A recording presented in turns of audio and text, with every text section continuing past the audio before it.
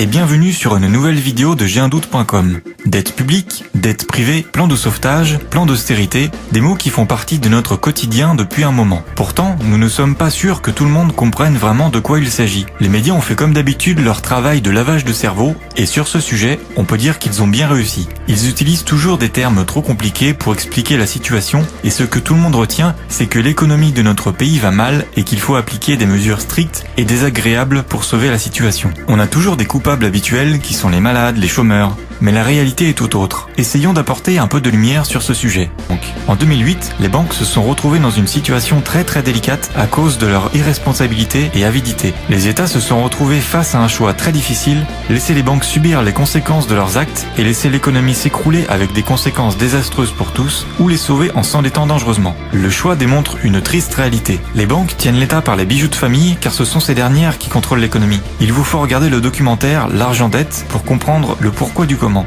La France s'est considérablement endettée pour sauver les banques en 2008 sans rien leur demander en échange. Mais qui paiera la note? Il n'y a pas que nous. La dette et les taux d'intérêt sont tels que nos enfants devront payer aussi, peut-être même nos petits-enfants.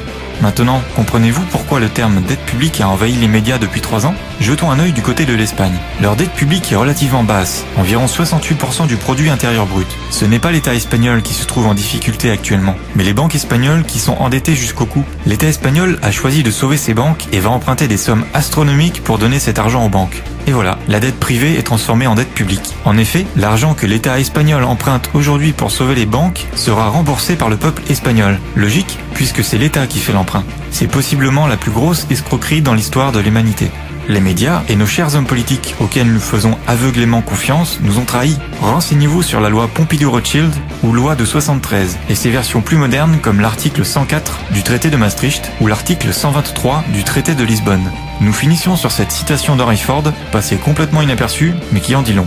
Il est appréciable que le peuple ne comprenne rien au système bancaire et monétaire, car si tel était le cas, je pense que nous serions confrontés à une révolution avant demain matin.